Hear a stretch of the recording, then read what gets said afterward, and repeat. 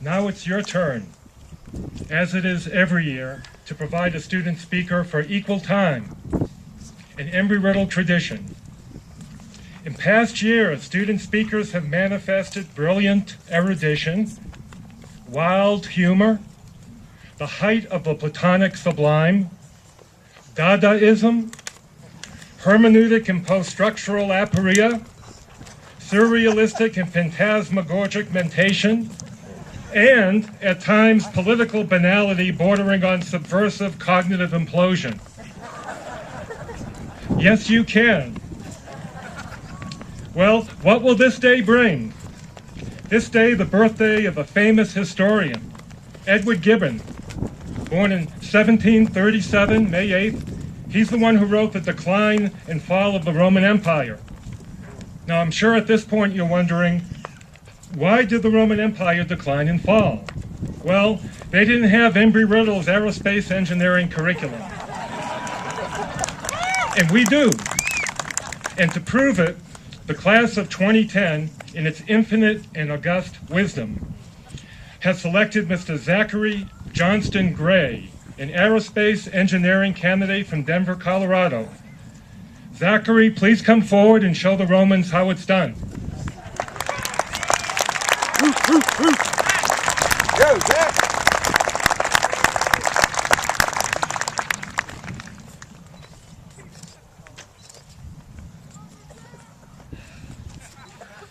Alrighty. Thank you very much for that introduction. I'll try and hit every single one of those topics, by the way.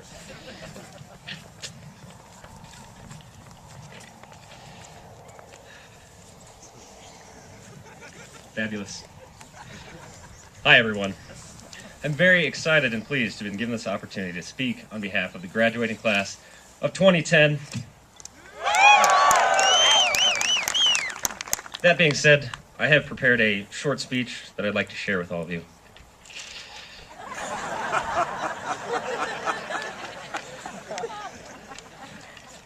What's funny?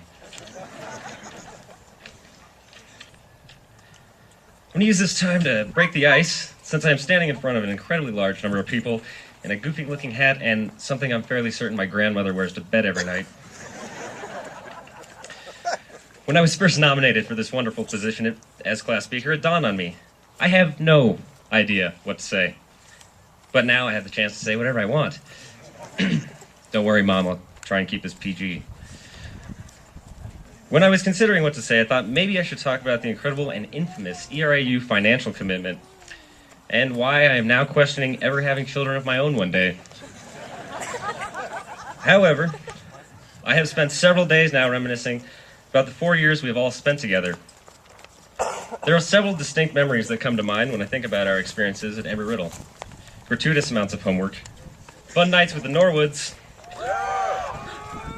long nights in the design lab, the adventures of the sweet life of Zach and Cody. Love you, buddy. And countless other fond memories.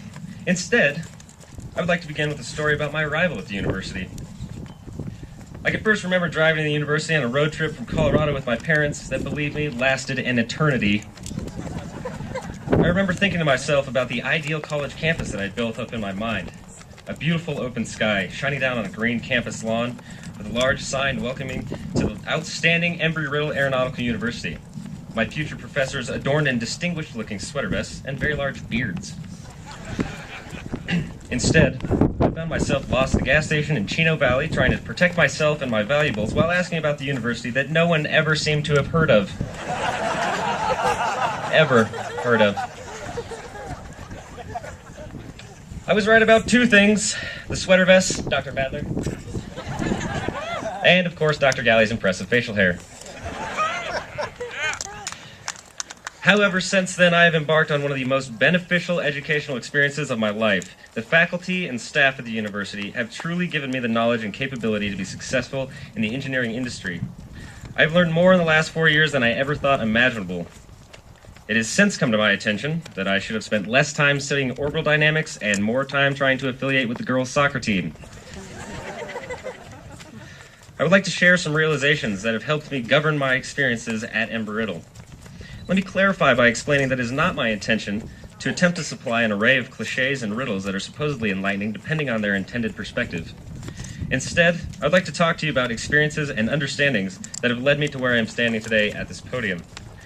I will share with you what I have interpreted about life's decisions according to my observations. Life is undeniably unpredictable and driven by the uncertainties of a future. Yes, I'm aware that last statement has way too many unprefixes. However, we govern our decisions in the present based upon solutions to problems we have encountered in the past and those that we expect to encounter in the future. Inevitably, we reach the same conclusions that were first described to me by Dr. Hisa Sitsui.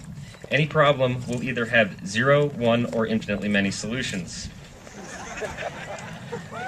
By the way, Dr. T, I do believe that mentioning mathematical principles in my speech warrants a solid A+ in my linear algebra class.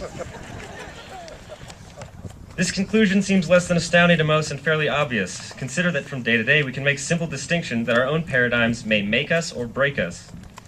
Every problem we encounter in the past has a single distinct solution that is a result of our decision, but any problem we consider in the future will always have infinitely many possibilities. A recent conversation I had with someone I consider a very close friend centered on the possibility of what if. Some of us may be asking where our employment or graduate school opportunities will take us. Others may be asking, I wonder if my mom will make me clean the basement when I move back in. Regardless of your situation, you will still be faced with a new problem on a new day. I challenge you to realize that you have created a vast amount of opportunity for yourself, and that life is not about making the right or wrong decision, since every decision may be good, but not necessarily right, or wrong, but not bad. Inevitably, you will arrive to a sunny day with a smile on your face, or sitting across from someone in a small coffee shop you believe you've fallen for. You will be there, and you are here, because of all the decisions you have made. Despite any regret you may have, clearly you have made the right decisions, because you will have found exactly what you desired based on the foundations you created in the past. You always have enough information to understand what you want, and once again, I challenge you to pursue that ideal. Go forward from today with no regrets and establish your individual accomplishments one at a time, and do not be deterred by the endless possibilities of an unknown future. Except for the meteorology majors, please continue trying to predict the future.